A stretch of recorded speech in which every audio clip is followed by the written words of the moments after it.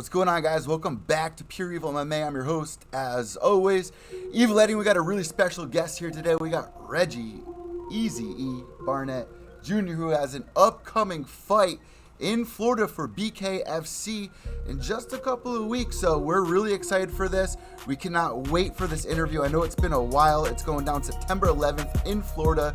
You guys can definitely buy the pay-per-view. BKFC has been a huge impact inside the fight scene in the last, I'd say 2 years. Well, really since they started. Even Ken Shamrock's was starting up pretty well, but BKFC is the reigning dog.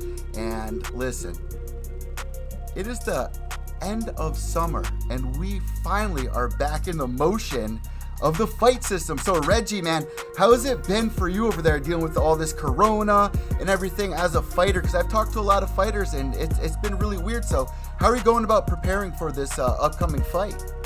Well, I haven't fought since February, so I'm super anxious and also super excited to finally be getting back in the squared circle. As far as training goes, I own my own gym, so I haven't stopped training. I've been training the whole time, but now we've just kicked it up another notch because we definitely know we're locked in for some action September 11th.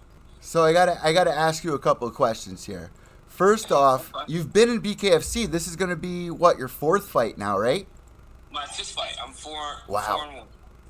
So what's different for BKFC? Like, how do you like how they run things? Because, I know a lot of fighters over there, and they say, this is the real, like, hold on, this is the real question. Why BKFC? Why bare knuckle over MMA, over kickboxing, over Muay Thai, over boxing?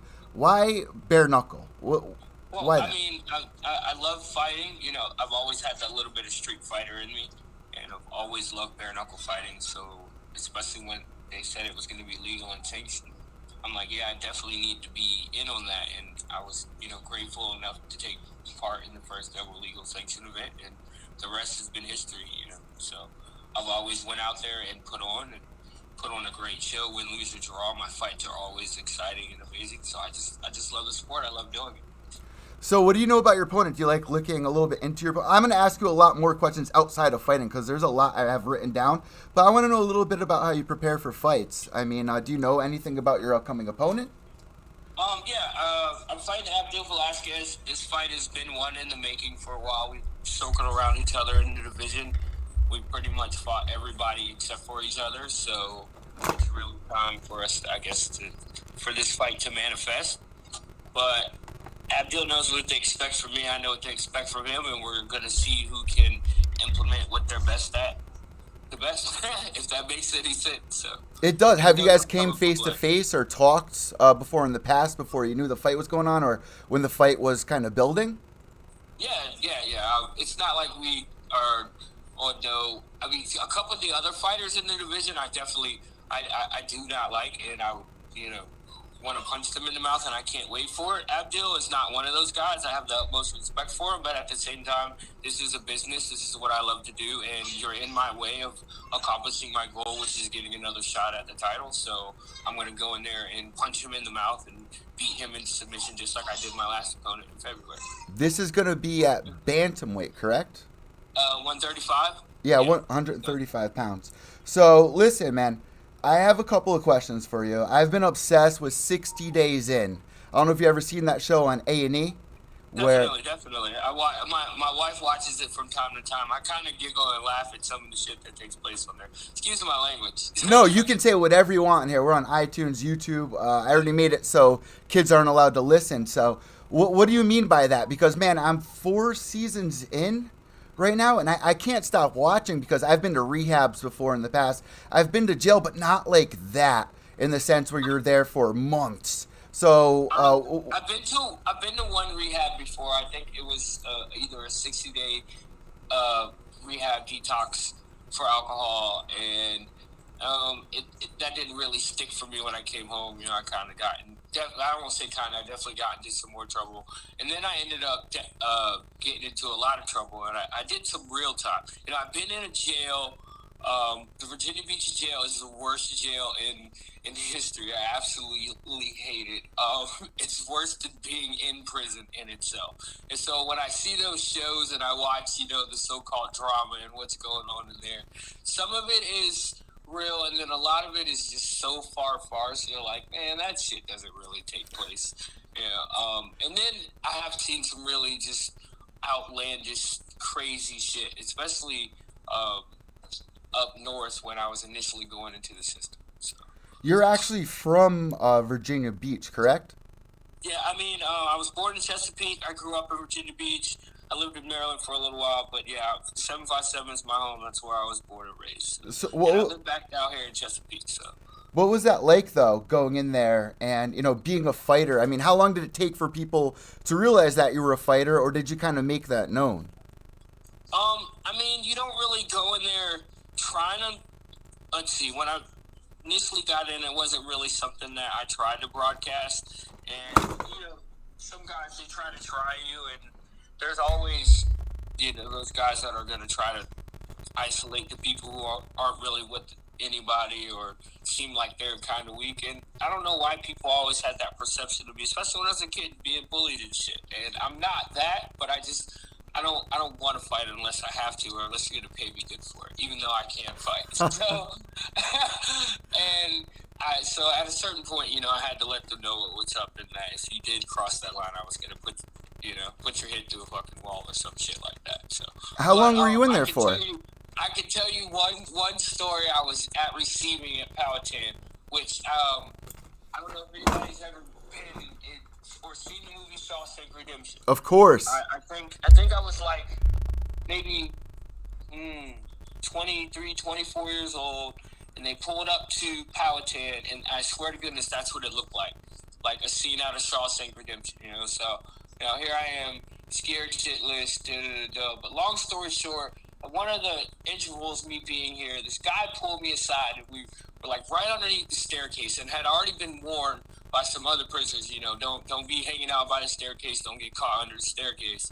And wait, why? Why, Reggie? Because it was like out of range of all the cameras and all the security. Like, you couldn't see what would happen underneath the staircase. And he just happened to stop me right when I was going by there. And he starts asking me a question, and his posture shifted a little bit. So I already knew what was going to happen. In mid-sentence, I just stopped and I said, hey, man, let's not stand right here. It's not safe for you at all. And he looked at me, and like the look on his face was like utter shock. Like, did I know what he was about to do? Or was it really not safe for him? Or, what was I doing? But I mentioned was on, like, it was not, I wasn't worried about what was going to happen to me. It was not safe for him at that point in time. And that was just one of the few instances. But really, if you keep to yourself and just don't get involved in the what do we call it, the low, lively shit on the inside, then you don't find too much trouble. Now, were you a fighter going in there, like a professional fighter, amateur fighter going into jail? Yes, I was. I was a ranked amateur fighter. 2012, I went in, and I held in my area 2 of the local 135-pound belts, and I was striving for one of the other ones. I was trying to be undisputed in my area and have all 3 of the local MMA syndicates belts. And I had won my title, to earn my title fight shot, and then I went to prison. And like I said, I went to receiving, and then I ended up, I took a bargain when I went to court, and I asked for more time so that I could go to a camp that was closer to home. And everybody in the courtroom, the judge, they thought I was crazy, but I just knew that I needed a change in my life, and if it was going to benefit me to do their program and to be closer to my family, if I was going to have to be in prison, then, I was willing to sacrifice some more of my time. So I did what I had to do, and, the guys in there, they knew not to fuck with me. There was a guy in there, another story, his name was Banger, and there is a Facebook group, called the Indian Creek guys or whatever that was, and they were talking about it, and Banger was about, I'm not exaggerating, he's about 6'2", a good 220, 230 pounds. He was a lean guy. And they had boxing gloves and, and a little BS bag in there. and guys were in there sparring, and somebody mentioned that, I was an MMA fighter and a boxer, and a couple of my friends I actually ended up incarcerated with. Wow. Well, these guys, we trained together in the gym, in prison, and, they seen us working out. Well, Banger was like, oh, spar with me. And, everybody sees how big I am. I'm 5'5", 5'6" on a good day, but I'm 135, 140 pounds. So it really was not a fair match at all. But, I humbled myself and I said, all right, well, if we're going to do this, you have to do one pro round, 3 minutes. One professional boxing round, 3 minutes. So we start sparring, and this man hit me with a right hand from hell. Really? I mean, it shook me to the bottom of my feet. And I just grabbed him, pushed him against the wall, and circled out and got my bearings. And he came at me again, and I just moved and moved and moved and moved. And by the time I knew it, he was breathing heavy. And then he bent over and he put his hands on his knees. He's like, all right. And I was like, oh, yeah. He's like, all right, I think I'm done, man. And I was like, yo, my buddy Vaughn, I was like, time? He's like, 47 seconds. I was like, that's plenty of time. And I went to work on his ass. And I beat his ass from one end of the gym to the other. This, you know what? Like, body shots. And the COs didn't say shit. The other inmates were all cheering, and at the end of it, I stopped and I took off the glove and I just extended my hand and he shook my hand. We dapped up, and that was kind of like solidified it for me on the inside. Like, they were like, oh, don't fuck with him. He literally came in here and pretty much handled one of the biggest dudes on the camp. So. Whoa, hold on, Reggie, hold on. You had gloves? I mean, they had to be like, wrapped up T-shirts or something, right? They were like those old school leather, like Everlast, not even freaking 4 or, you know what I mean? Like those old school. They belong in a museum. Leather, yeah. Brown and black gloves. You know what I'm talking about? Yeah, I know exactly. I can picture it in my mind. Yeah. Those were the kind of gloves I was sparring with in prison. So bare knuckle ain't shit, dog. So listen, after going through that, what changed you as a fighter? I'm sure going through that experience of going through jail and always having to be ready for a fight. I mean, well, let me back up a little bit. Was jail everything you thought of? Did you think you were going to have to actually fight a bunch of times, or what were you thinking going in there compared to when you came out? What surprised you the most? I'll be honest. There was only 2 times in my. I want to say altogether I probably did about close to 4 years. Wow. With the whole in and out. Wow. And there was only 2 times I actually really truly got into altercations. Like, truly, like, the thing with Banger, that was all respect fun. We were in the, the gym sparring and whatnot. One of the times was in, like I said, Virginia Beach City Jail. A bigger dude tried to punk me, the whole, you're going to give me this, da-da-da-da. We ended up just getting in a little tussle, and they just took me out the block and moved me. And then another time was when I was at receiving, and me and this kid had been going at it for about a week. And I tried to keep my composure. I didn't want to get in trouble. And then finally, it just, I don't know. I don't know. I can't even explain it. I was playing a chess game, and he came over and just pretty much knocked our pieces off the table. And the whole thing is, you go into the cell and blah, blah, and, that's when they settle it. And they were like, take it in the cell. And he started walking up the stairs, and I kicked off my shoes, and I started walking up the stairs. And for some reason, man, I swear to goodness, and this is for anybody out here who may have the same experience, I felt the hand of God pull the back of my jumpsuit. And he said, no, son, I got a bigger fight for you. I swear to goodness. And I stopped. And I wanted to kill that man. I really, really did. If I would have went in that cell, I probably would have spent the rest of my life in prison for beating him to death with my hands. And I felt that tug on my jumpsuit, and I just stopped, and I walked back down the stairs, and I sat down. And for like the next 2.5 weeks, I dealt with everybody calling me a bitch and a pussy. And, I couldn't really fight and and trying to try me. And finally, I got moved to the other side of classification. But he had a bigger fight for me. I'm fighting bare knuckle in front of the entire world. And I'm a story. I went through the fucking ringer. I did some things that I'm not proud of. I've been through some shit, but I get to share with the world what the power of overcoming can do for you. So sorry if I rambled a little. no, you didn't. This is what I need from fighters. You make it so easy because this is what people want to hear. But the one thing I'm going to say is you should change your name to Reggie Not So EAZE-E Barnett, because life hasn't been so easy for you. It sounds like now it's been easy. It seems like now is kind of like you're laying in a bed where you kind of found yourself within the fight game. Like you built up the anger, the energy, but it also feels like you don't really have that much anger there either. You just sound like a real OG. Like you sound like somebody that's been through it and you just love fighting. It's not like you're fighting out of anger or anything, or am I wrong? No, I'm not fighting out of a place of anger.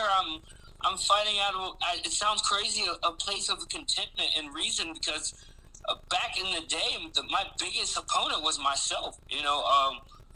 We chatted a little bit. Like I said, my main problem when I was an alcoholic and I was a drug dealer and I did a little bit of gangbanging, and my life just completely spiraled out of control. And I originally got arrested, man. I was just out drunk driving, delivering some drugs, and I drove off the road.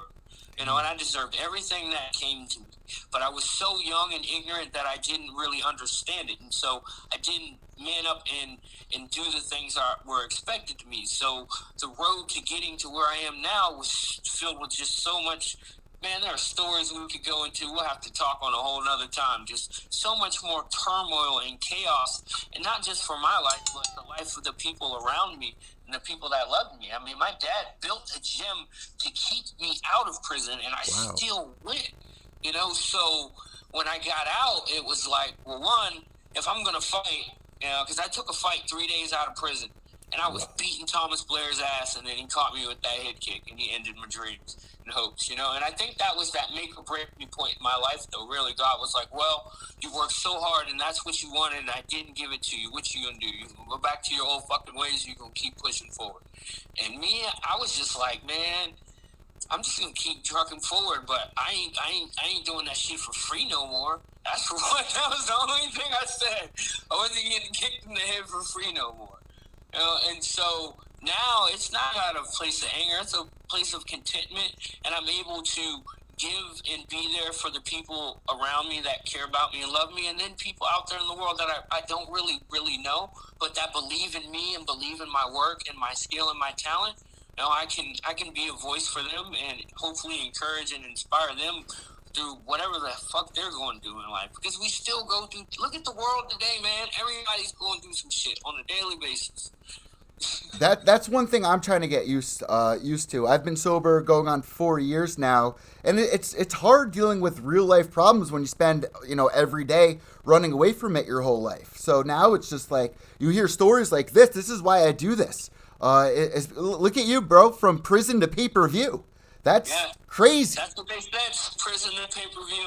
And there was a point in my life when I was so hopeless and so down and out that I didn't think that I was even going to live to be 25. And here we almost are a decade later. So, and I can inspire, like I said, I can inspire other people and look back at the road that I went through and know that every single thing that I went through is okay. I'm okay with it. I accept it because it made me the person I am, and it makes me able to go out there and put on the way I do. Everything that happened makes me the fighter that I am. If some of the shit that I went through in life didn't happen to me, I wouldn't have got up off the canvas versus Johnny. I know it for a fact. That I don't know if you went and watched that fight. And that was I've watched every BKFC since. That was one of the toughest losses of my life, and it's okay. I've come to terms with it, and I've looked and I've taken the personal victories out of it. But I also know that the things that I went through in life, had I not gone through them, I would not have gotten up off that fucking canvas as many times as I did. And so I'm cool with that. Win, lose, or draw. So I didn't lay down. I just didn't lay down like I used to when I was a drunk and just take what was ever going to come to me. do you feel like you always had heart, or is that something that you had to learn through life? Like maybe you had heart, but you learned it from realizing that, I gotta stand up for myself. I gotta, because there's times where, even people that suffer from depression who didn't get punched in the face or kicked in the head, they can't get out of bed. Here you are, on the canvas, you find that will. Can you explain to the listeners out there what goes through your head in that moment? What makes the decision for you to actually get up, and what for? For me, I've always had heart, but like you said, it's like any other kind of skill or muscle or whatever. You develop more of it the more you use it. Does that make sense?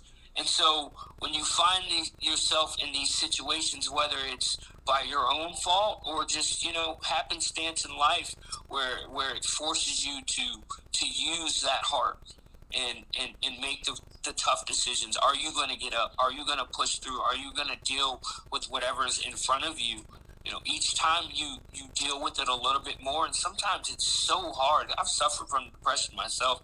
Days where it's like, man, I don't want to go to work. I don't want to train. I don't even want to be a dad today. I'm sure people deal with that, and if any man out here sits there and can't admit that to himself, that is one of the hardest things for men sometimes, to admit that, we have those moments, but we also learn to deal with them, and we accept life for what it is, and we figure out ways around what's in our way, and we keep pushing forward. And when there's a roadblock, sometimes you can't push what's in your way, but you can find a way around it and keep pushing forward. And every time you move forward, even if it's just a centimeter at a time, if you look at those small victories, for me anyway, sometimes just those small victories help propel me forward and forward, and at the end of the road, there's a big victory. Wow. That's a clip right there. Fight Church with Reggie Barnett Jr. and Evil Eddie. Right there. How about that? And you know what? Going further than, what it takes to get up, I know that you got a big heart because you're obsessed with animals like I am, man. I got a ton of pet rat. Well, I did.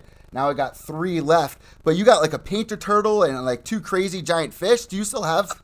Yeah. I have a red belly slider.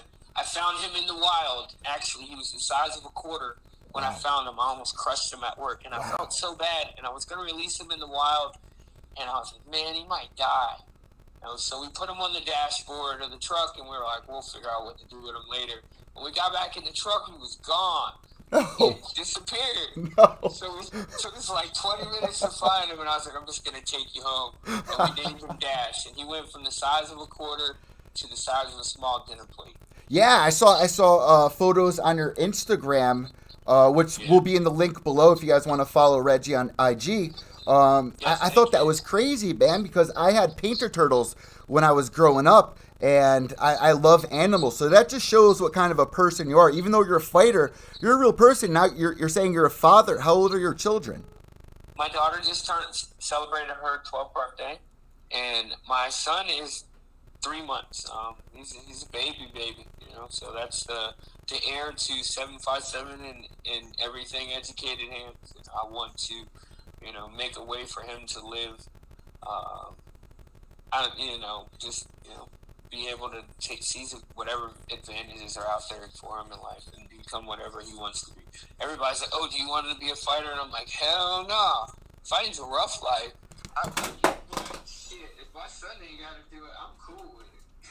How do you explain that to your children? I've asked a ton of fighters this, and everybody has a different way of going about it. Have you had that talk with your daughter now that, she's older? Has she been to your fights? Yeah, definitely. She's seen me win. She's seen me lose. She's seen me, lose in horrible fashion. What was that like for you? That would be traumatic for a child, but she understands also why I fight. The why: 1, for my family, 2, for the greater cause, and then 3, just she understands Dad has a passion for fighting and training. So now, it's really hard, especially for girls right now, if they have a father or a boy. If my father was a fighter, I'd probably be picking fights at school. So that's got to be eye-opening for her now that she's older. to go into school, go into high school. Do you feel like she has a stance on that? Like you're kind of her backup, or something that she kind of brag about, or do you feel like there's more of a respect? Like, this is my father's job, and it's not about fighting. It's about respect for people. Like this is not. Like, how do you think she feels about it? Really? We have drawn the line and explained her the show biz aspect of it, but also the martial arts and discipline aspect of it. Because she does some sorts of grappling. She likes to do jiu-jitsu, and she does a little bit of judo. She's not as well trained as some other kids, but she will participate. But I explained it to her that what I do is a job and it's a profession, and then as far as our martial arts training, it's to instill self-discipline ourselves. And so we don't just go out looking for fights. We aren't bullies, but we will stand up for other people, and we will defend ourselves if we have to. And I will be honest, there's been 2 cases where my daughter has had to take care of her business, and that's just, it's just life sometimes. So it's brutal now for kids with social media and everything. But the reason I asked that, going back to 60 Days In, we saw Muhammad Ali's daughter, who's a social worker. A fighter, and then the daughter's a social worker. It's 2 different aspects, or 2 different ends, really. So that was an interesting thing. Do you go fishing with her a lot? I realize that you like to fish. Do you bring her fishing, or? She loves to go fishing with me, and she's kind of tomboyish in that retrospect. She doesn't have a problem touching the fish, hooking her own worm, none of that. But yeah, I do a lot of fishing, a lot of freshwater fishing. We catch everything, man. Bass, crappie, catfish, perch, bluegill, brim. The list just goes on. This is the summer to go fishing. So getting back into fight questions in the last couple of minutes of this, man, you're coming off a win, TKO 146 in round 2, and Matt Murphy, February 15th. Your previous 2 fights went to unanimous decision, 1 win, 1 loss, 3 BK, or you said 4 BKFC fights. This is going to be your 5th one. What are you doing different for this camp? Are you trying to push for a finish in this camp? Everything is finished from now on, man. I'm not for extending myself for long, drawn-out fights anymore. Like I said, I broke Matt Murphy's will in a minute and a half, and not a lot of people got to see that. No disrespect to Abdul. I know he's a game opponent. If it's a chess match, then it favors him. If it is a chess match, it favors Abdul. If it's a complete annihilation, it favors me. And so that's what I'm looking for in every fight now, is to just go in there, put him out, and move on to the next one. I don't want to take any more damage. I don't want to extend, the use of my knuckles. I'm trying to save them for my next title fight. This is a really big question, and I think it will do a lot of good for BKFC viewers out there, or any fight fans. Explain the difference in damage between BKFC and MMA, because my co-host James McSweeney from season 10 of Ultimate Fighter made it perfect. He basically told me that, even though it looks bloody, it looks nasty, there's no real internal damage. It's all out, exterior damage. How would you explain the difference in damage with, He kind of hit it on the head, on the nail. So I'll explain it. And somebody asked me this question the other day, and it was reference to which punches hurt worse. And I'll be honest, boxing hurts worse. And the reason why is because you sustain more blunt force trauma in a boxing match. Which means, right, that the guy can hit you in the same spot as hard as he wants to, over and over and over again, which absorbs into your body, right? And that becomes, like you said, internal damage, right? It's not possible with the bare knuckle. Even when you see the fights where the guys are, it's the street fight bare knuckle fights, where the guys have been beating on each other for 20, 30 fucking minutes. The Kimbo fights. All that shit is cosmetic. Unless your eye pops out. It's mostly cosmetic, and the reason why is because a bare knuckle punch doesn't pierce you to the core. It doesn't. It's more like a slash, like slashing something, rather than like when you get hit with a knee or elbow or a kick to the head. It's like taking a freaking a samurai sword and just slicing into somebody's skull with that shit. You know what I mean? Yeah. When you take a knife or take a bare knuckle punch, it's just like stabbing them quite a few times. It's more cosmetic than anything. And if you treat it, they're not going to bleed out. Which I think is crazy because, one of the first interviews I ever did was with Bobby Gunn, a legend and bare knuckle. And he was telling me there's different ways. Like, this is really an art, bare knuckle, because you got to punch in certain ways in certain areas. Yes. Is that what you're learning? I mean, can you kind of explain on what Bobby was kind of mentioning? So we as human beings, we all know that there are sensitive areas on the human body, one. And there are certain nerve endings on the human body, two. And then three, we know that a fist, your hands are the most brittle bones in your body, actually, your fist and your feet. Right? So if you try to hit something with the most brittle part, the hardest parts, you're going to end up breaking your hands. And so you aim for those vital and those soft points on a person's body. And then also there's a technique. I'm not giving this away. I'm sorry, you're not going to get me to give it away. To actually punching bare knuckle with it, like actually in the action of fighting, like when you're in the process of it, there's a technique that you can use to absorb the damage within your hands. So, and I didn't learn that in my first bare knuckle fight. I broke both my hands fighting Travis Thompson in the second round. Wow. And I still fought all 5 rounds, the last 3 rounds with broke hands. So people that are watching the stream right now, they see both of my arms are wrapped up. I got hand injuries right now, and I can't even imagine what it's got to be like fighting with no gloves on, with 2 broken hands. I mean, what's it like in there? Do you know that they're broken? What does it feel like? My last question. So, like I said, the second round, I hit him with a beautiful left uppercut, right hook. I thought he was going to go to sleep, and he just ate them shits and kept coming forward. And I knew he was an animal, truly. It was like made of something different because most people I hit him dead to rights with it. But it didn't really set into the third round, and I went in the corner. I said, Dad, I think initially I said, I think my left hand's broke. And he said, well, use your right. So I went out and I started throwing more jabs and right hooks. And I went back in the fourth round. I was like, yeah, I think both of them were broke. He was like, well, what do you want to do? And I was like, I guess I'm just going to fight. And so if you watch the fight, I kind of coasted the fourth round. And then in between the fifth round, he's like, you got enough in you to finish the fight? And I was like, I think so. And he goes, all right, well, go ahead and get him on out of there. And so in the beginning of the fifth round of the Travis Thompson fight, I jumped on him like the first 20 seconds. I threw probably like 15 punches in 20 seconds. And I hit him with, not all of them, but quite a few of them. And every punch I hit him with hurt me just as much as it hurt him.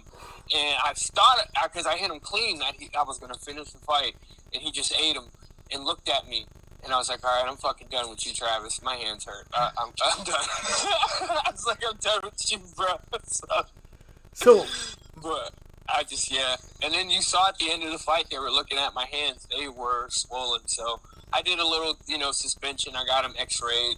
I had a mild fracture on both of them. So, but we healed up when we go back to it. But you learn from that. And so my last fights, I didn't break my hands. I adjusted. I learned how to punch. I learned where to punch. And so, My last question is, I've bought every pay-per-view that BKFC's had. Even the nights that there's UFC events, I got 2 TVs going. Some of my boys won't come over for UFC or Bellator. They'll come over for bare knuckle. They'll constantly ask me for bare knuckle. So what can my boys and all my listeners and all the BKFC fans out there expect when you step in there? When I step in there? Yeah. Fireworks. It's always fireworks. It does not matter who I fight. It's always fireworks. It's always exciting. And blood. Somebody's going to bleed. Whether it's me or my opponent, you can always expect some blood. Every last one of my fights, not one of my opponents have left unscathed. So all of it, even the championship fight I lost, Johnny did not leave that squared circle unscathed. So you can expect fireworks and blood. Always tune in, especially on the BKFC card that Reggie EAZE-E Barnett is on. There's some other great fights on the card. My homestead girl, Christine Ferreira. I cannot wait to see her come Misfit. back. Tom Silhoff is coming back. Oh, man. Joe Elmore and him are fighting. I cannot wait to see that fight. And there's a couple other great fights on the card, man. Shout out to Misfit. Like I said, fireworks and blood. There will be blood. I'm telling you right now, guys, you don't want to miss it. It's going down September 11th in Florida. Is that correct? Yes, September 11th in Florida. That's got to be crazy for you. I mean, that's a big day for America. So you know, When they gave me the date, I was a little apprehensive of all that date, and then I was like, you know what? I'm gonna stand up and I'm gonna fight for my country. You know, I'm gonna go on and I'm gonna put on a show for my country. We've been going through some things. Everybody's, been kind of stuck indoors, and we're just getting back to really getting the ball rolling on this. So why not? You know, the Tito Ortiz way. A solemn day, why don't we celebrate for all those people? And I'm gonna go out and put on an awesome, fiery fight for them and a great finish. Reggie, I could talk to you for hours, man. I mean, I even have so many more questions. I'm so fired up for this fight. We got to catch up after you go in there. Again, man, definitely. And listen, man, I wish you best of luck. I will be tuning in. I will be sending all my listeners over to your Instagram. For everybody out there, this is what I usually do at the end of an interview. I hand the imaginary microphone over to you. If you have any shout-outs, sponsors, anything, the floor is now all yours. I have so many sponsors. So I just brought on a new sponsor today, Cryo Spa, Virginia Beach. They do full-body cryo treatments, absolutely amazing. Let's see, Tribal International. I just got my brand new custom 757 gloves. Absolutely loving those. Joined a driving school. They're helping me because we're not flying because of COVID, so we're driving down to Florida. So they're looking out, for transportation. Man, goodness gracious. Let's see, my homies over at Matt. Oh, man, I think we just lost Reggie. So, listen, we're going to have all of his sponsors down below. We cannot wait for this fight, September 11th. What a day to have it on. I mean, I'm sure there's a lot of people that are going to be pacing around their head, especially here on the East Coast. That's a really rough time for everybody. And what better way to do it, especially if you love sports. If you've never watched BKFC, you are missing out. Just hop on Twitter. Just use hashtag BKFC, and you're going to see all the excitement. You're going to see all the highlights. So I would really want to thank Reggie EAZE-E Barnett Jr. and his manager, Kim Mercy, who you guys can expect in a little bit because we're going to be running down some MMA news, followed by some real talk with Mercy. So stay tuned, subscribe to the YouTube, iTunes, Podbean, Stitcher, Spotify, and we'll be back in about 25 minutes. I'm Evil Eddie from Pure Evil MMA. Remember, without evil, there's no purity. White knuckles to the end. Behave yourselves.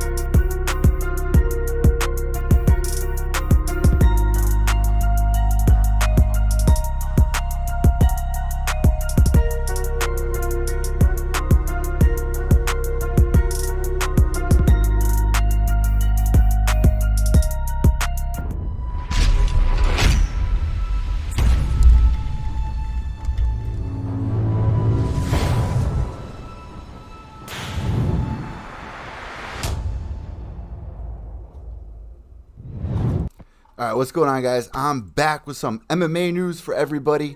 I know that I put you guys on pause for a little bit, but what a crazy weekend. We had UFC 252 go down, and it feels like yesterday was UFC 200. It feels like, Jesus, it feels like not that, it doesn't feel like, what, 10, 11, 12 or more years since UFC 100? I can't even remember UFC 100, the year. It doesn't feel that long ago.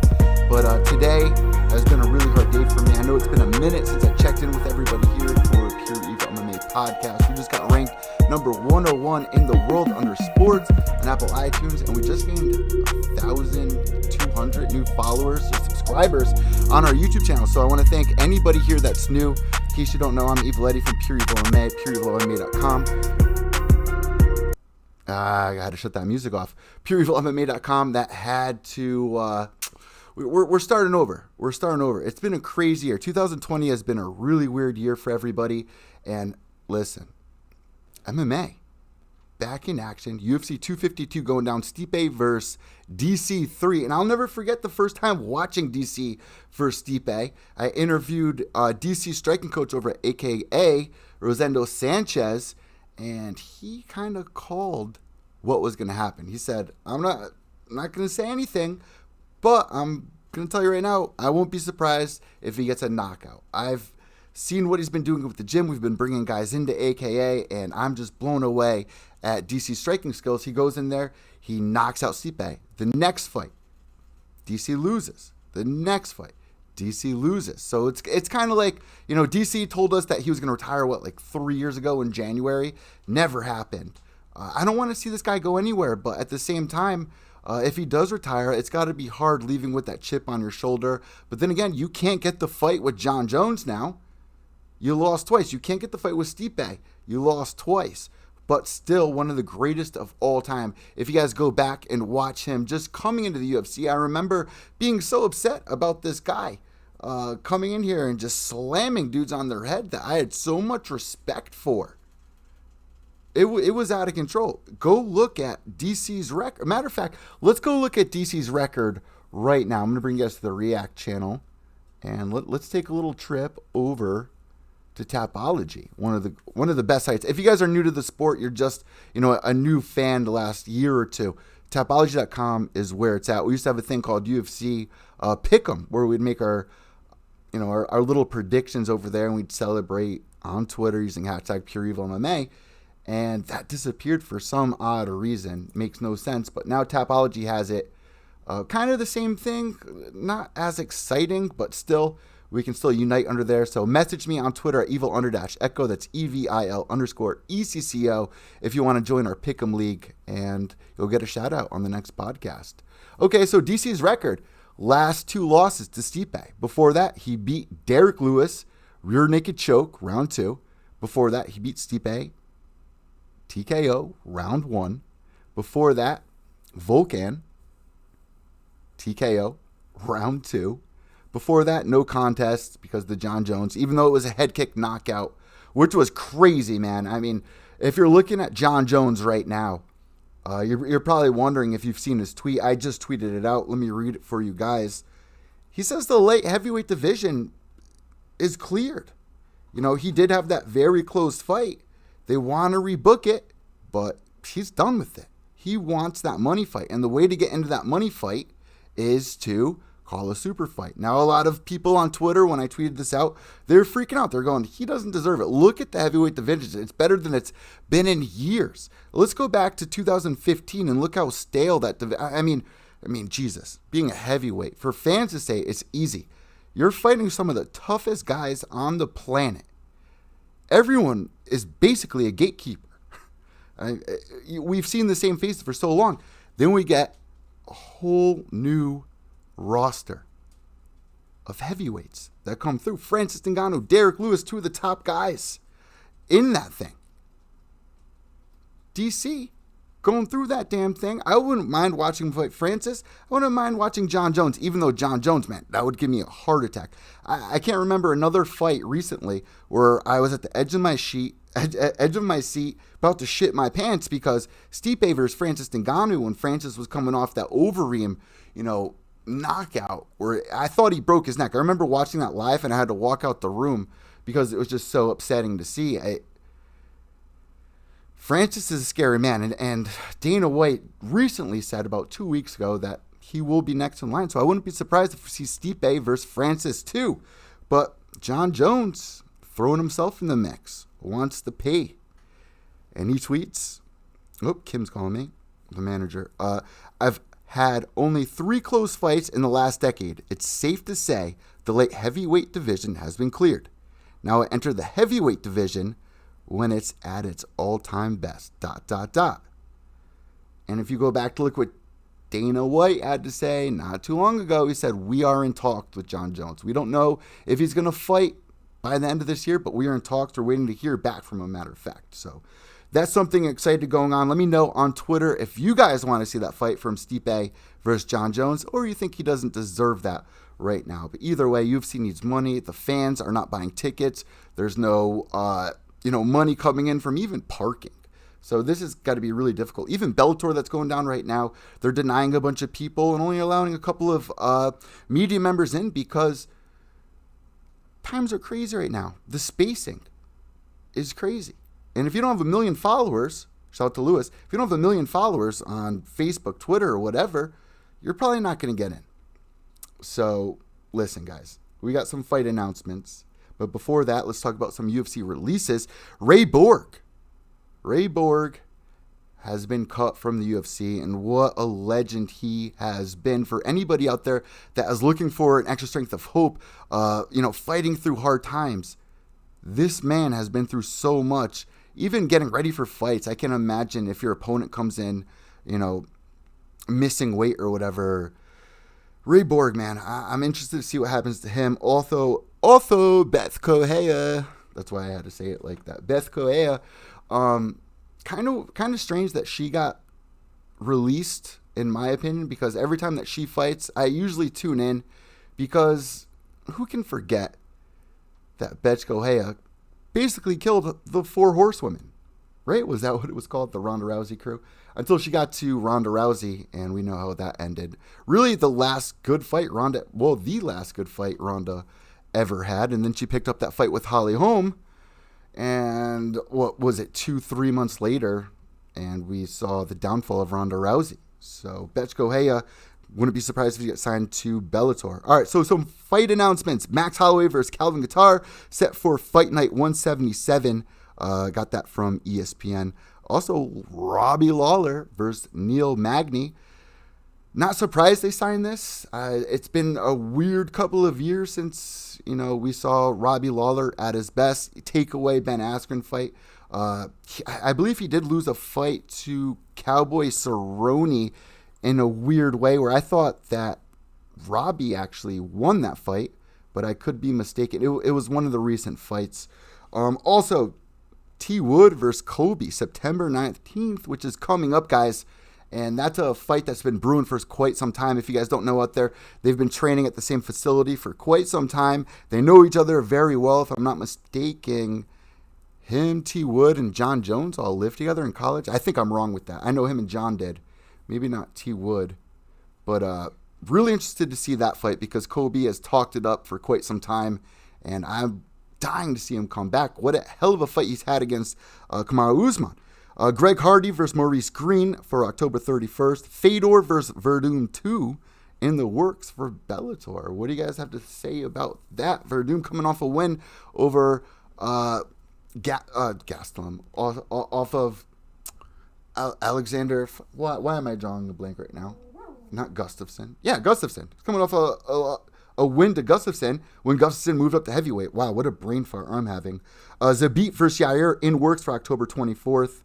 Same card as Habib versus Justin, Bobby Knuckles versus Jared, and Volkov versus Harris. And in case you guys forgot, because I'm kind of surprised about this, the Mike Tyson fight is coming up really quick, with the next 2 weeks, I believe. And I'm a little weird. I'm a little weird about that fight right now, because they are older. But at the end of the day, who's not going to want to watch that fight? If you don't have money to watch the fight, who's not going to go to a bar? If you don't go to the bars, who's not going to look it up online the following morning and watch the highlights on Instagram? So this is important to me because now with what I do, my father got me into what I do now because he had friends in radio and going back to my childhood, being on air and interviewing people. I remember being a young kid and watching Mike Tyson fight like every couple of weeks, really. It felt like every couple of weeks. I got to go back and look, but it felt like every month Mike Tyson was fighting, knocking dudes out. Then we got to Evander Holyfield, and I'll never forget, I was such a big WWF fan. Yes, kids, it was WWF at the time. And I remember everyone screaming in my uncle's living room. I was in front of the table 3 feet, not even, from the TV like every kid would do in the 90s because we didn't know the dangers, and not knowing if that was real, if I was really watching somebody who just got their ear bitten off. But there's a Mandela effect to that. Apparently that never happened, which a lot of you guys out there are probably scratching your heads. Let's look it up. Mike Tyson versus Evander Holyfield. Mandela effect. Now, for this fight, I was on Evander's side because my family growing up in a religious background, my grandfather being a deacon, watching him walk out was like, I'm rooting for this guy, Dad. My dad was just like, it's going to be a good fight. We'll see. But what happened after that was something we're never going to forget. All right, so let's see. Alternate memories. Mike Tyson's ear bite. Alternate memories. Let's see what this thing has to say. All right, so the bite fight from MMDE. TV show Tyson bite off part of Holyfield's ear. Current TV didn't show Tyson bite off Holyfield's ear. In 1997, the Evander Holyfield vs. Tyson boxing match was billed as The Sound and the Fury. It also notoriously gained another name, The Bite Fight, because Mike Tyson was disqualified for biting Evander Holyfield's ear. Millions across the world saw this. There is no dispute the ear was bitten. However, many remember the TV showing Tyson actually biting a chunk clean off the ear and spitting it out, for which there is no record today. Now, I might be crazy. I might be making things up in my head. And there's a bunch of psychology studies on that where we make up memories in our heads that we don't remember that well. But I remember sitting from the TV and being like, this is real? I feel like I remember there was a clip where they zoomed in on the canvas and we saw like a little piece of cartilage and a lot of blood. And they kept replaying it. That's literally my memory. And I can see it right now going on in my head. That's what I saw. And everyone was freaking out. I didn't know it was real. I still thought wrestling was real. But that was the night I found out that wrestling wasn't real. And this is the real thing because of that. Because of that incident. Because before that, I think it was a year or two before that, we had Mankind versus The Undertaker. And the most amazing wrestling fight ever. Inside the cage. And inside Mick Foley's book, Mankind, Sacco, Head, who remembers this? It makes me so nostalgic. That was actually real. And I remember finding that out. Like, that was not scripted. Mankind went nuts that night and put on one hell of a show. This was real boxing. This was professional. This was something that I believe made me turn away from the acting and became an actual combat sports fan. I mean, I watched boxing for years, but going to high school, if you guys remember, I mean, I graduated 2007, 2008. UFC, Ultimate Fighter. That was all we would watch. That's all we would watch. And it blew up. So to see Tyson come back, I didn't really want him to see this fight. I wanted to see him fight Holyfield. But it is what it is. I mean, Tyson just had Holyfield on the podcast. Tyson's a completely different person now, but I'm dying to see him get punched in the face because they're both agreed, apparently, to basically making a sparring match. But Tyson's not a sparrer. He's a knockout artist. And once he gets punched in the face, call all bets off. There's no way his opponent's going to go in there and not think about that. There's no way his opponent's going to go, it's just going to be a walk in the park. guys, I think Tyson's going to get a knockout. I would love to see it, but this man has changed so much. I'm really interested in the fight psychology of what's going into his head, because he is not that young kid anymore. He's not out of control. He's really in touch with himself. And anyone out there that, even smokes weed, I've eaten a ton of acid in my day, mushrooms, gone to festivals, became really in touch with myself. And what makes MMA important to me is basically the story we just had on here with Reggie talking about how he got out of jail from prison to pay-per-view. Those are inspirational because we're all going through hard times. And when we see these fighters go in there and, they're dealing with the stress from home, they're dealing with their child sick, like Ray Borg. The stories are what keeps me there. That's what keeps me invested. It's not just a 15-fight card. I don't really care about it. I want to see people get knocked out. It's so much more than that. And this is something that really interests me. I think it's going to do really well on pay-per-view. It's not $100. It's $50. So let me know what you guys think about that. I thought that was really interesting to realize it's coming up in just a couple of weeks. So we're going to be calling Mercy in 2 minutes. Give her a call in 2 minutes. Let me finish up the news that I got for you guys. Listen, guys. Sugar Sean O'Malley, claiming that he was humble from UFC 252. Cheeto, man, what a vet. What a great game plan with those leg kicks. Little upset, though, because going in the fight, if you're like me and you had all your boys over and you're trying to explain who each fighter is and you're hyped for Sugar Shane and the momentum that's building, and then you see that, it sucks, man. It really does suck. And then the main event goes to decision. So you know what usually happens with that. At the end of the year when we go through, best cards, or basically it's quickly forgotten about, which is really sad because not only did you have an upcoming star in Sugar Shane O'Malley, who's been finishing everybody, but also the DC versus Stipe fight not ending the way that everybody wanted to. Very, very upsetting.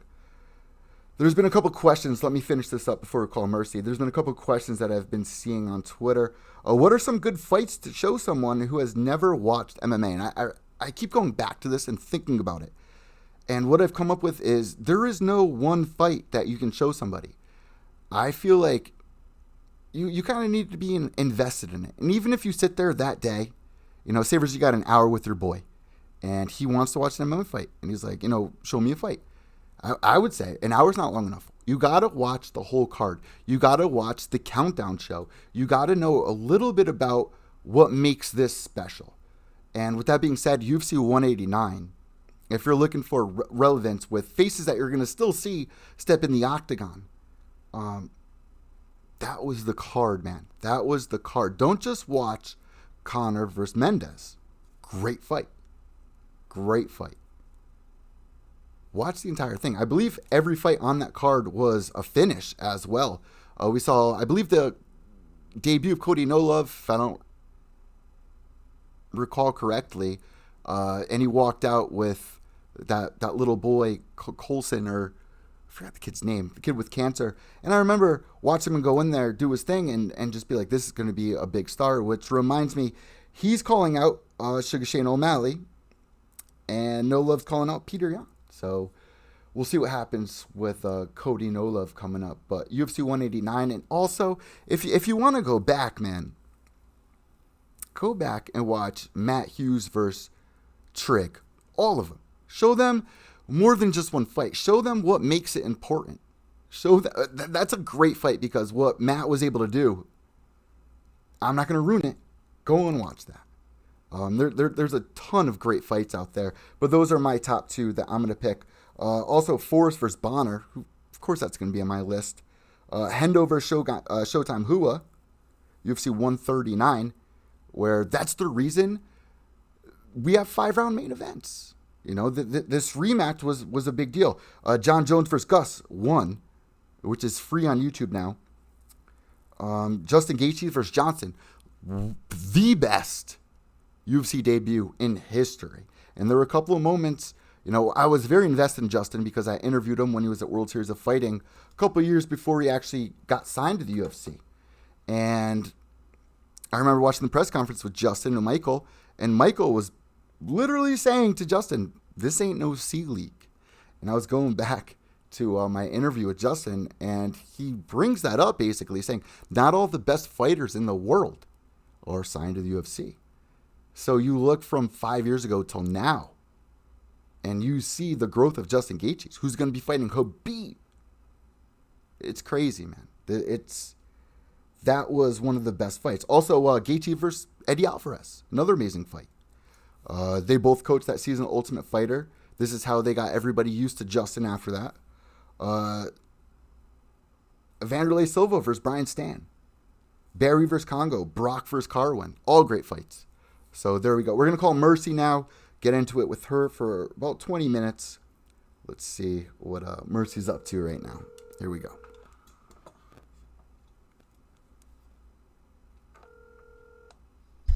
What's happening? Marseille. What's going on? Nothing. We're live on air right now. I just finished up the MMA news. There's a lot going on in the world. Bellator's live right now. Oh, so I should probably stop smacking, huh? Well, how have you been, though? We've missed you here at Pure Evil MMA. I know. I haven't talked to you guys, but I'm still smacking on my wings. So, Mercy. Not a whole lot has changed. Still doing the same thing. Lemon pepper, y'all. Lemon pepper. It's all about the lemon pepper. Oh, you know what? Last night I tried lemon pepper Cape Cod chips, and they're actually pretty banging. I told y'all we in the South, and in the South, they got something called fetch, right? And that's lemon pepper with hot sauce. That is only something that you get in the South. I'll eat hot sauce on anything. It's a South flavor. Yes, I need to get them fried hard. Lemon pepper flats. You know what?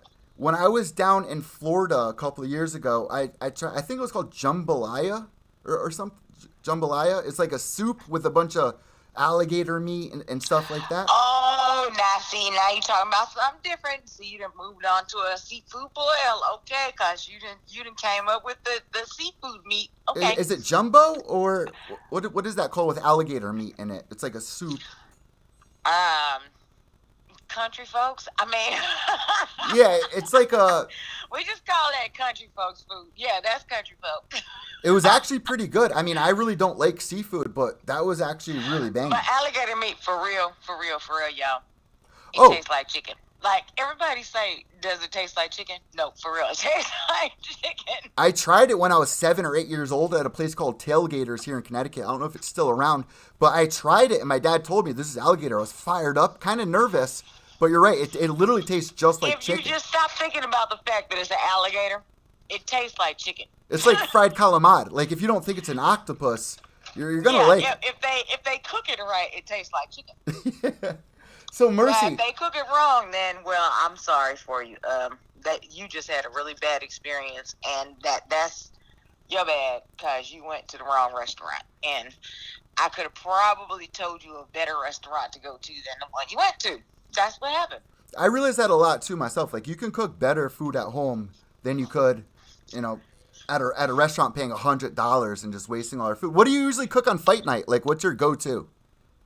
I don't cook? What are you talking about, bro? What's your, fight night meal? This is Mercy. I don't cook. But since I turned 42, I did have for my 42nd birthday, don't forget, I had for my first time the seafood boil. So seafood boil is like my go-to, all the time now. See, I can't get into seafood. It was my first one when I turned 42. I freak out about seafood. It just freaks me out because I grew up in the Long Island Sound. But I need something that don't have no heads and no eyes on it. Yeah. It can't be something freaky. I can't eat anything that looks like it could look back at me. Because if it looks back at me, I can't eat it.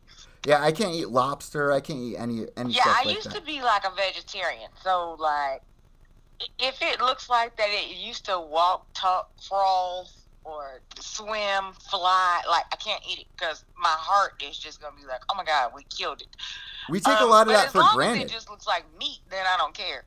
But if it looks like, we did something to it, then And you know how I am with animals too. I was just telling you, and for my listeners out there, I had 86 pet rats here in the studio. You would see them running behind me all the time.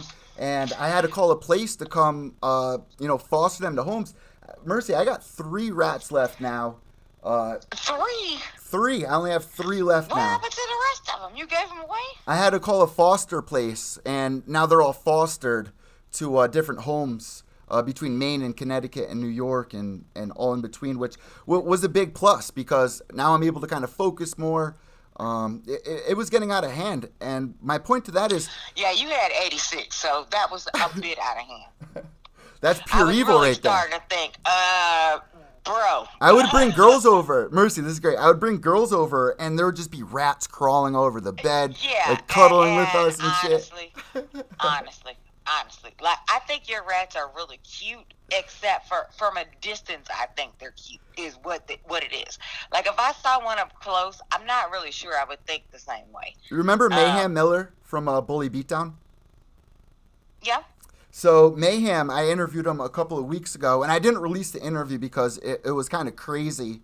Love Mayhem, one of my childhood idols growing up. But he was talking about it and came up with a great idea. If that ever happens again, I'm going to make like a theme park with like tunnels so they can like run around. Even I don't need 86 now, of them. See, that would be fun to see them go do something. But just for them sitting there looking at me and I'm looking at them like, I don't really know about that. That's kind of creepy. But bro, like, yeah, if you gave them something else to do, like that would be cool. So listen, Mercy, what's changed with you since last time we talked? So BKFC is back in business. Hey! And thank you for the interview with Reggie. Hooked me up with COVID his manager, Kim. Done with BKFC. We back in the house. They had their fight in where did they have their fight? Mississippi. And the next fight is Daytona, right? Yeah, Florida. That's in where Florida, we're going. September We're going 11th. to Florida. You're going there. I'm going. So I'm going. Misfits Of on the course card. we're going. Reggie's Yes, on the card. Of course, right here live on the Eddie Show, we gonna have some fight feed. Hold on, cause I'm going. I'm going. Absolutely, I'm going. So listen, Mercy, I really want to thank you so much for hooking up that interview with Reggie and Kim. How did that come about? How did? Reggie is #1 contender. And Reggie, when I first met up with him, that was, oh my gosh, like BKFC. Oh, you met him in 2? person? I met his family at BKFC 2. Wow. A long time ago. And Bobby Gunn, I love him to death. I don't care what anybody says about him. I love him to death. He always calls me his assistant. And so he would tell everybody I was his assistant. So that's kind of how we all got introduced. And then you mix in Ferreira, and she knew them. And so it all just kind of happened that way. And I met them. So we all just wound up. BKFC, I don't know if people know, like, yes, they're all fighters, but yes, we're all family at the same time, too. So, so I met them. And yeah, so they've been looking out for me ever since. And so, I've been looking out for Reggie ever since. And I dabble here and there with my sponsorships and et cetera, but and brand ambassador. I do my thing for those that I think that are deserving. I don't do it for everybody, so I hate to just say that that's what I do, because I don't want like a flood of emails of people asking me if I can like rep them, because no, that's not really the answer. Like, really, I find a fighter, and then like, because I think we're a match. That's kind of awesome. The way it works. But Reggie just happened to be one of those fighters, and he is like a go-getter. He's positive. Interesting He's story too. Always, and he's good in multiple different combat sports arenas. You know what I mean? So he can fight Muay Thai, he can fight MMA, he can fight. You know what I mean? Like, he can fight a few different areas, and he's got a record. Like, he got a, and I'm sorry, not Muay Thai. He can box.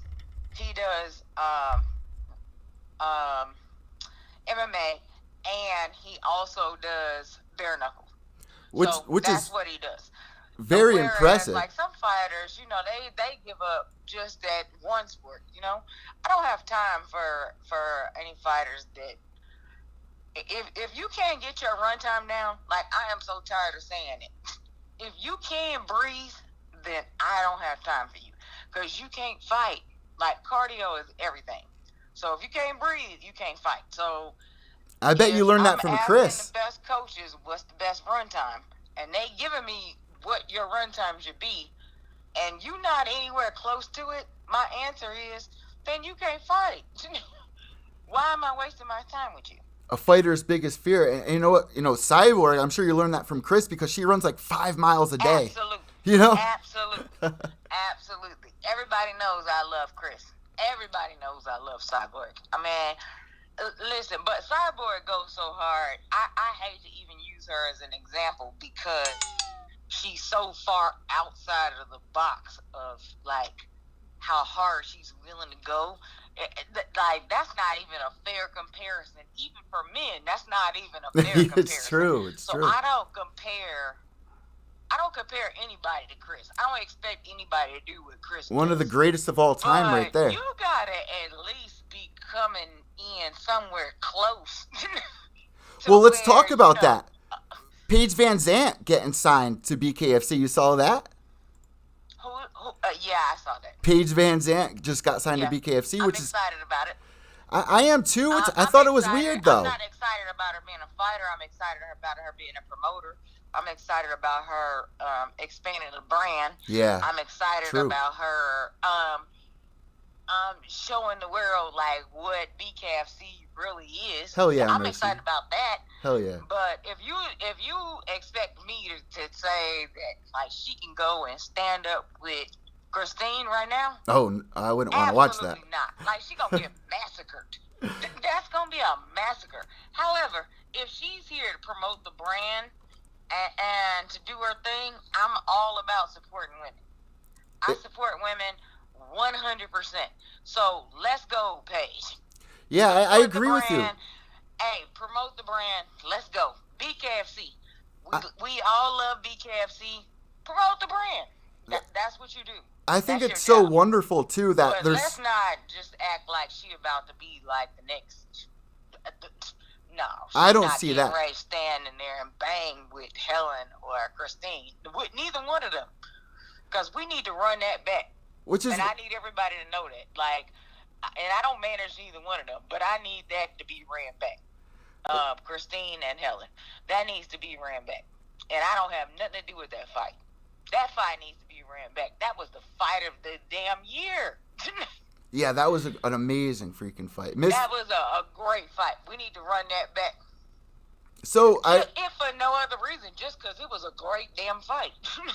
Mercy, they should hire you to just go out and promote because I wasn't even. They can't hire me. You can't buy Mercy. What are you talking about, bro? Hashtag you can't buy Mercy. You can't put a price tag on Mercy. You can't buy Mercy. Well, this is what I love No, about they you is can't that buy you me. love. No. You love the violence, but you love more of what really the sport or And that's basically why they can't buy fighting me. represents. Nobody can buy me. I mean, you just No being sport like, can buy me. a lot of people out there are like, Paige Van Zandt, screw her, this and that. You're like, I'm not really excited to watch her fight. I'm excited to see Why her we grow saying this screw brand. her? Girl, go do your thing. Hell Like, yeah. Girl, if you don't go out there and promote the sport and get some more people to come watch the sport, yes, please. Look how many Please do that. Look how What are many y'all big talking names. about? Y'all stupid. There's been so many big names that have come over to BKFC. Shamrock tried starting his up. I think he only had one event, but BKFC, every night that there's a UFC event and BKFC's on, there's always 2 TVs here. And a lot of people online are interested more in BKFC, which is But the women bring it. I'm not even gonna lie.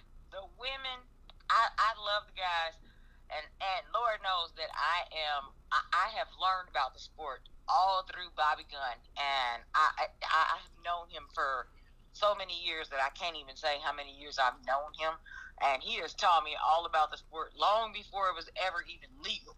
I knew about the sport, but the women, since it's actually become legal, have ran this sport.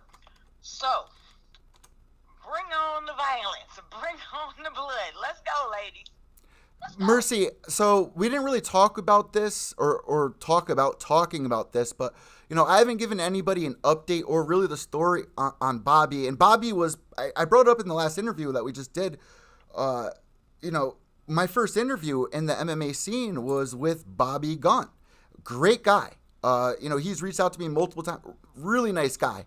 I mean, somebody I would leave my child with. What's the story here, if you don't mind? I dare anybody not to think that Bobby is a violent person or anything like that. He is absolutely not. Absolutely not. That is the absolute opposite person that I know. I'm just going to speak from my own experience. Please. I don't know about anybody else's experience. I know about my experience.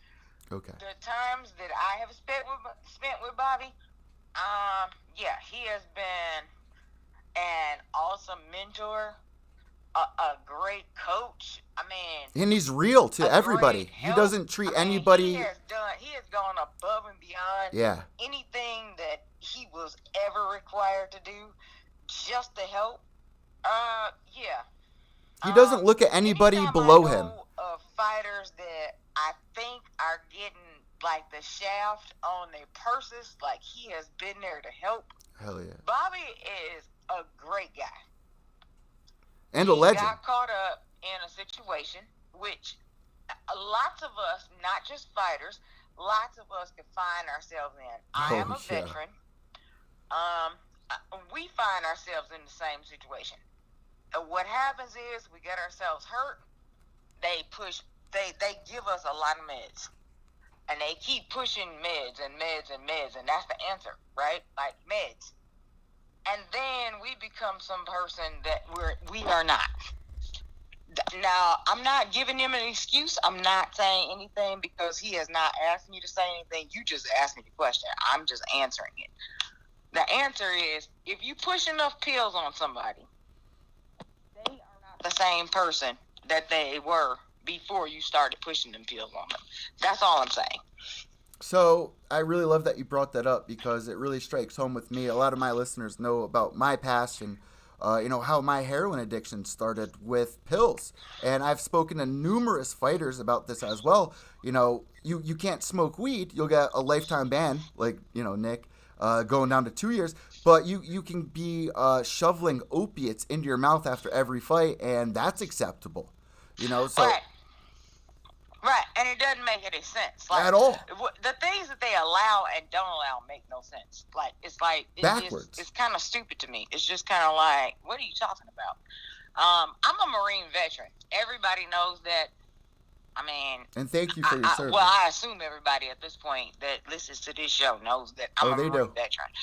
But yeah, so they give me all kind of pills for PTSD and all of that too. But at the same time, I plain just don't take them. Now, maybe I should, maybe I shouldn't, but I just don't take them because I see too many people wind up in bad situations. And then what do you do? And what are you going to say? And and if you live in like a state like Georgia, it's written on your license that you have PTSD. Oh wow, really? It's written on there. It says you're a military vet and you're from this branch, and if you turn it over on the back, it says like what branch you're from. So it says everything like about you. Are you from Georgia? That's where you are? No, I was born and raised in Chicago. That's right. Okay. And I moved here from Indiana, but my MEP station always was Atlanta because I MEP'd out for boot camp out of Georgia. I just took a road trip. I always left out of here because I had family here. I took a road trip to Georgia about a month and a half ago, right after my birthday in June. It said 11 hours. Mercy, it took 22 hours to get there. I'm going to tell you right now, the people down there are so nice, even with everything going on. They're ungodly nice. Like, it's almost disturbing to me how nice they are. Like, I know you're that nice, So that's why I find it really funny that we're friends, because you're that nice and I'm like on the complete opposite end. Like, I find that like disturbing that you're that nice. Like, I'm like, why are you that nice? Isn't it crazy? Like, I realized that difference when I went down there, and even a couple years ago when I went down to Florida, it was just like everyone is. They don't look at you to judge you immediately to put their guard up.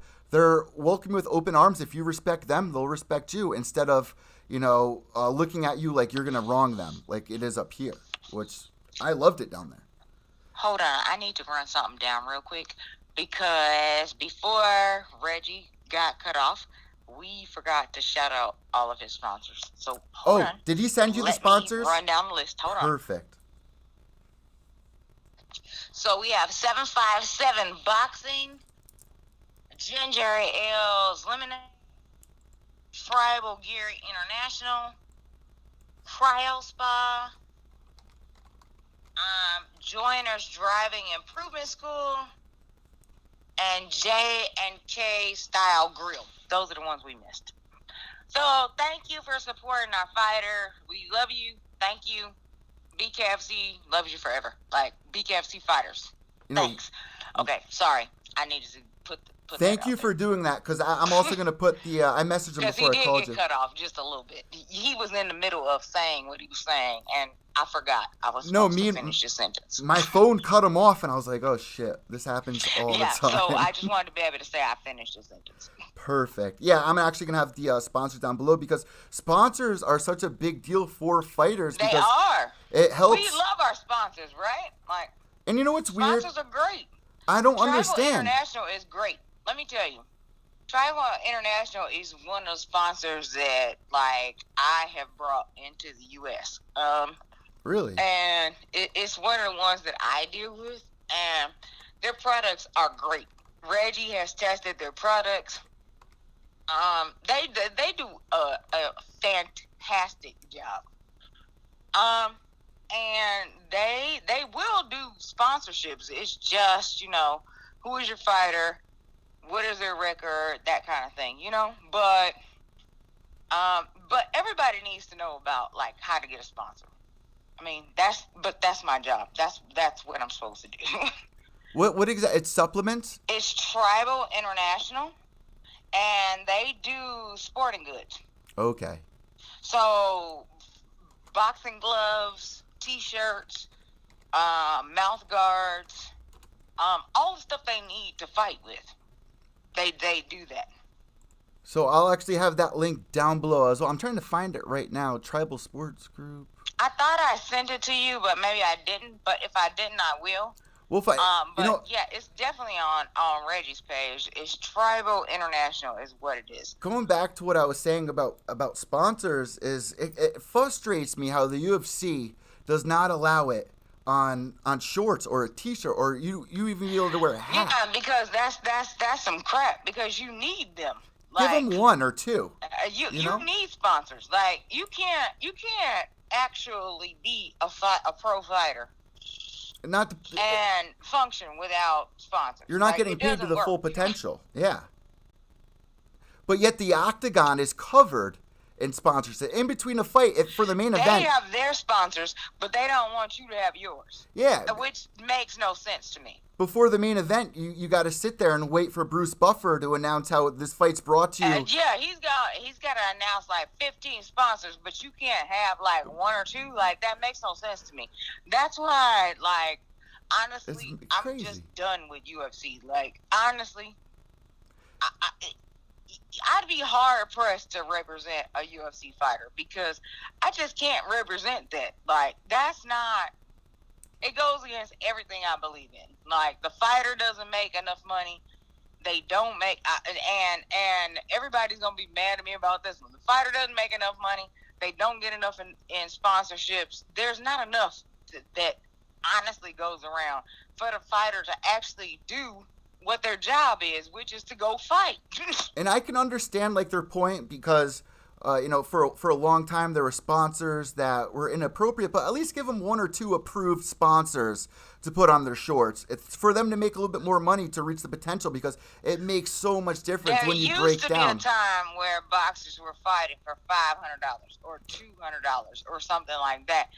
But that's what your purse is. But that's not what your sponsorship potential is. That's just what your purse is. If you could sell yourself, then you could sell yourself for way more than what your purse is. And that's what I always try to teach fighters is, don't look at what your purse is. Look at what you can sell yourself for. If you can sell yourself for more because you're worth more, because obviously you have the record to back it up, then okay, well then let's roll with that. But if you don't, then yeah. The only people that benefit from what the UFC is saying is people that can't sell themselves. If you can't sell yourself, then yeah, you benefit from UFC style.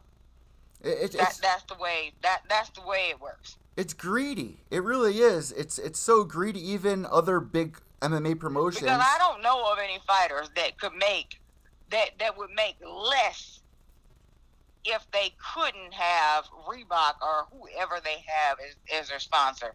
Think about how much the fighters have to pay for. They got to pay for the nutritionist. They got to pay for the gym. They got to pay for... Yeah, but people don't know how much that stuff costs. That stuff costs a lot. A lot.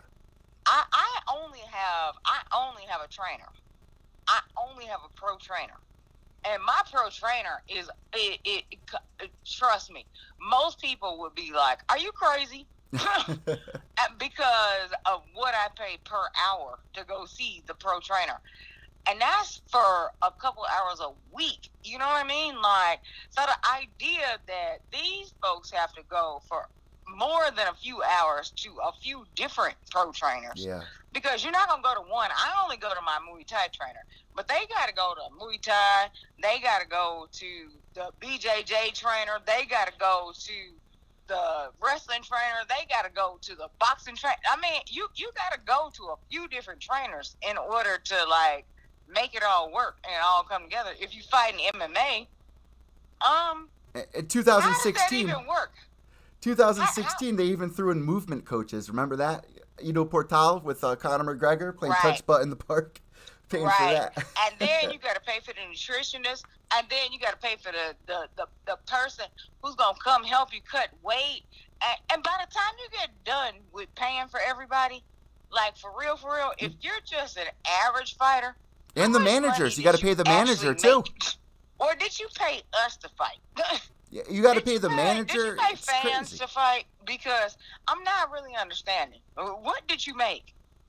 It's sad, man. It really is. Because the math doesn't work out to me. And I'm just looking at it as a business person. The math does not work out to me. So I make sure that the people I work with, that they come out on ahead of where they're supposed to be. But, I mean, I'm not doing that for everybody. I'm tired.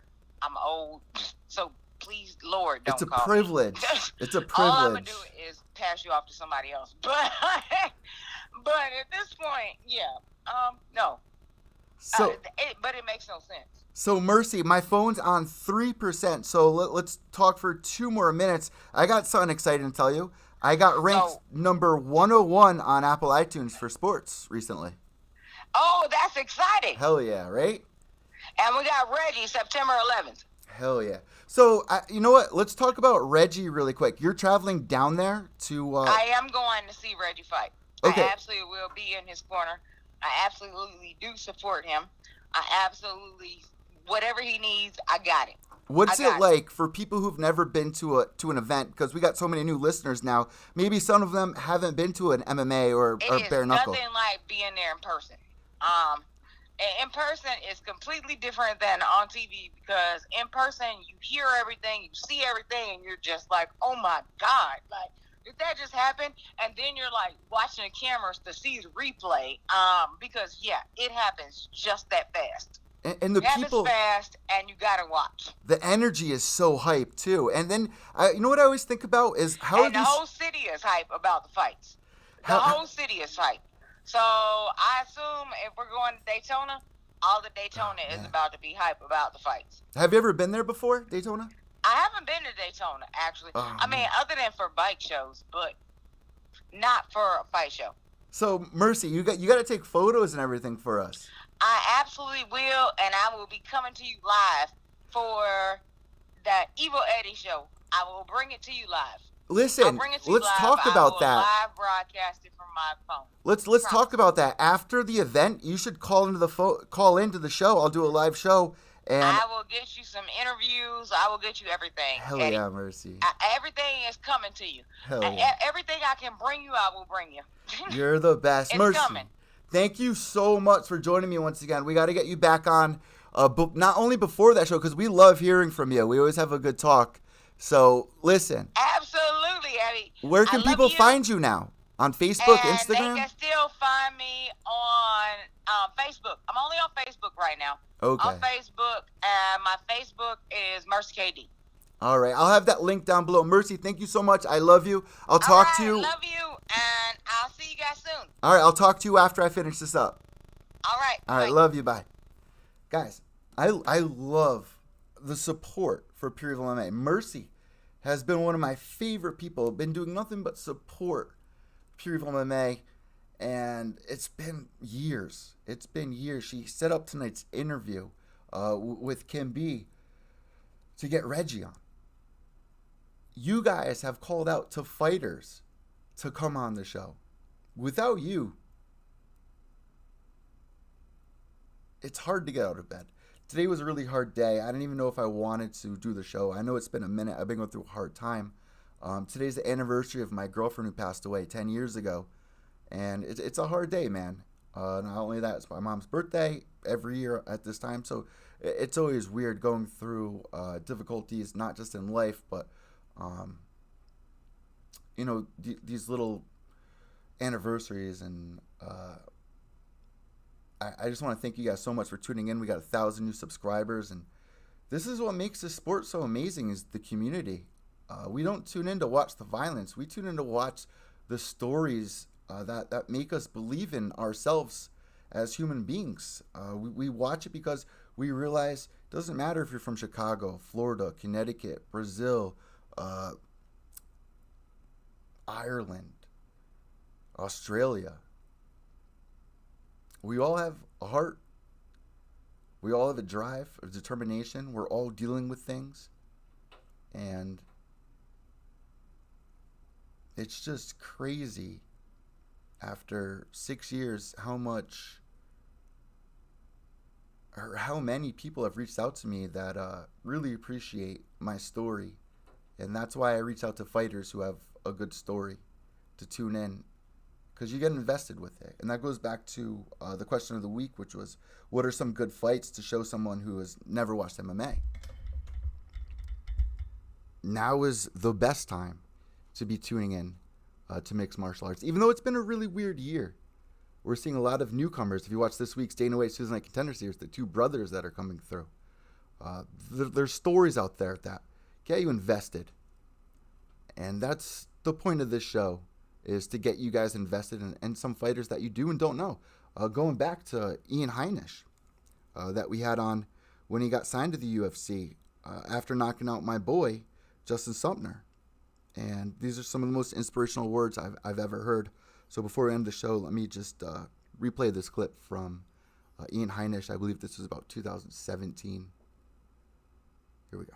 A message for anyone out there, a young kid that may be going through hard times, and they see somebody like you, they see your story. Do you have a message to not give up, or what would you say to somebody right now that was in your shoes? Yeah, just look at it like as that you're never too far gone. Like, I was in a prison cell in a foreign country, with no hope and nothing going on for me 4.5 years ago, and now I'm in the UFC in the top 20. And so no matter what race you are, gender, nationality, your upbringing, it's never too late. Your age, it doesn't matter. Just find a relationship with God, find your destiny, your path, and follow that out. And He'll be along the way helping you make the right decisions. And I mean, hard work pays. It's so cliche, but it's the truth. And if it's about being consistent and dedicating your life to something that you want so bad. And if anyone's out there struggling, just know that there's hope. Do you have a message for anyone There else? you guys go. And that's the meaning of Pure Evil MMA. It's not pure evil.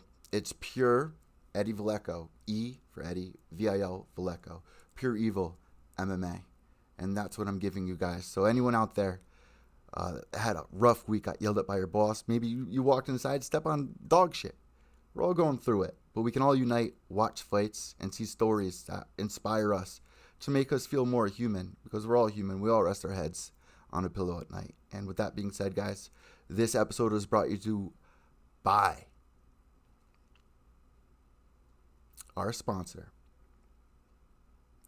Hero Soap Company. And this really means a lot. Hero Soap, made by vets, for the homeless vets out there. And with this virus going around, whether you believe in it or not, even if it's not there,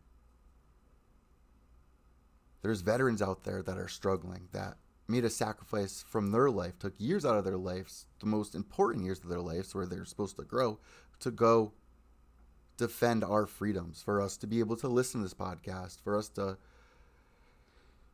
our freedoms. If you don't know what our freedoms are, count your blessings. This episode is brought to you by Hero Soap, and use hashtag PureVet for a discount. I'll have that link down below. Remember, without evil, there's no purity. White knuckles to the end. Behave yourselves.